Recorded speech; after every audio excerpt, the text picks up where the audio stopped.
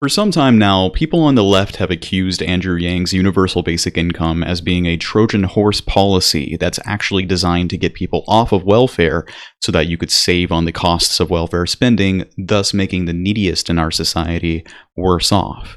For a while now, I've talked about how if that's true of UBI, then it would be true of a policy like a federal jobs guarantee, which Sanders is proposing. The craziest thing about all of this is that there's actually a large group of federal jobs guarantee supporters who believe that it would be better to have a federal jobs guarantee instead of our current welfare spending, and that in fact, the way to get through to conservatives is to point out that the way that we get full employment is by doing away with welfare in favor of jobs. Well, today I brought receipts to show why this is true. What you're about to see is a panelist of federal jobs guarantee supporters explaining to you why conservatives should fully back a federal jobs guarantee. As you take a listen to this, just remember the phrase that Yang says: economic value is not the same as human value. And just socialism, I think if you tell most Americans what we're going to do is we're going to require that people who ought to be working, okay, define disabilities, I think very narrowly, they're going to have to work instead of welfare. And you ask them, what would you call that system? All Americans are going to call that, oh, that's capitalism. They wouldn't call it socialism. Didn't they already say we converted from welfare to workfare? I don't know exactly what that meant, but wasn't that Clinton's big thing? Well, but without the jobs. At a minimum, you have to sell your time, and that has value. Repeat that in your head. At the very least, you have to sell your time.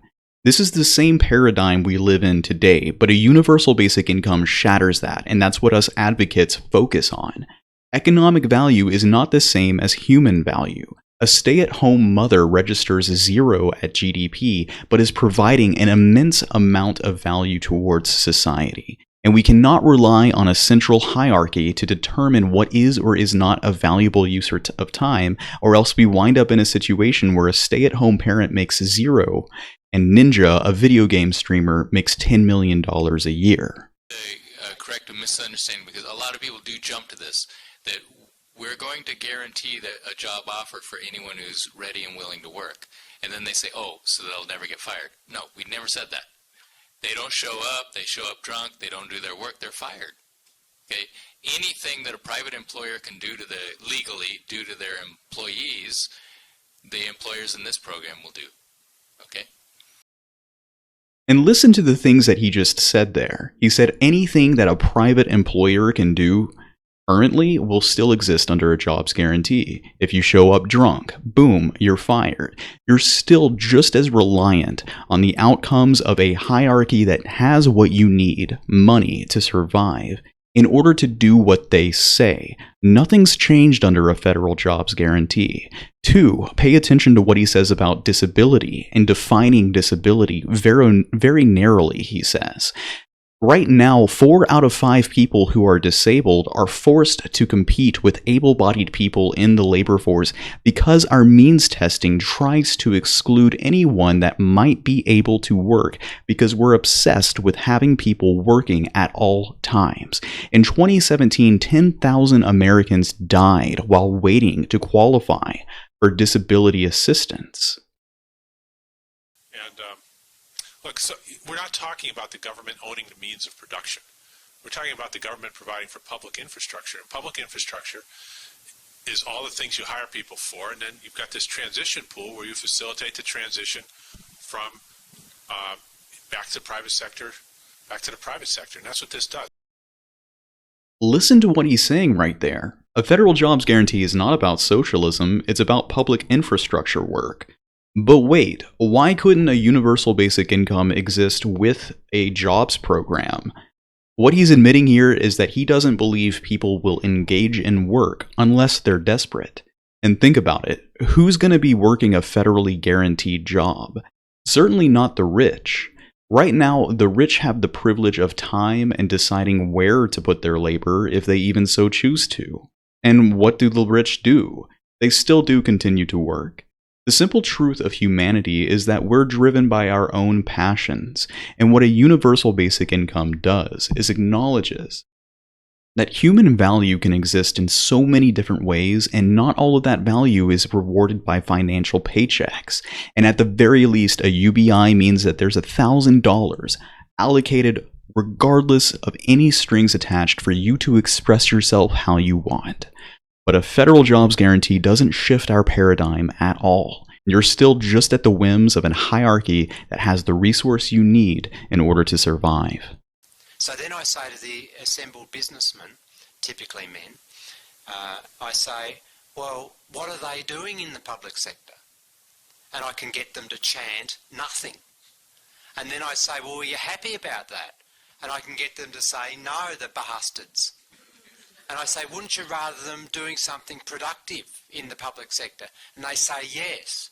And once you go through this logic, you can sneak up on them. And in the end, they become supporters of the job guarantee, doing community-based development work, doing environmental care services, doing aged care services.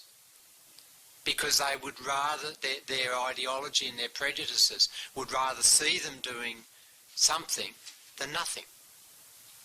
It's very easy to persuade that.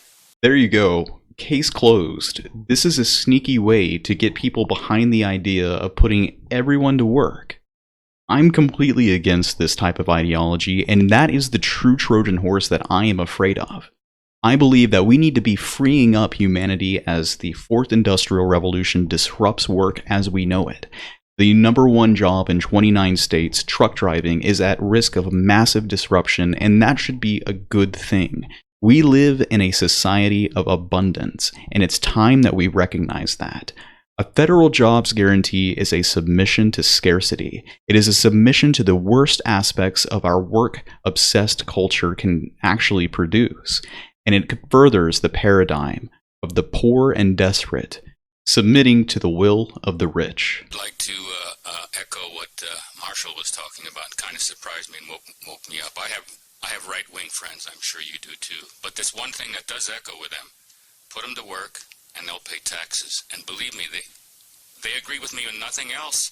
And they think it's a good idea, believe it or not. Yeah, a final note about that last clip that I played. The commentator who was asking the question said something about how you put people to work and then they'll pay taxes.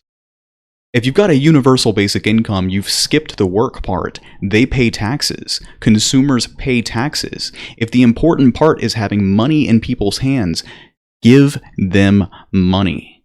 Okay, sheep were fully employed. Okay, sheep were fully employed. Okay, sheep were fully employed. No, it's true. So right now, we use unemployment as a buffer stock. This is like, clearly shows we don't have any idea what we're doing. Not only do we not understand the monetary system,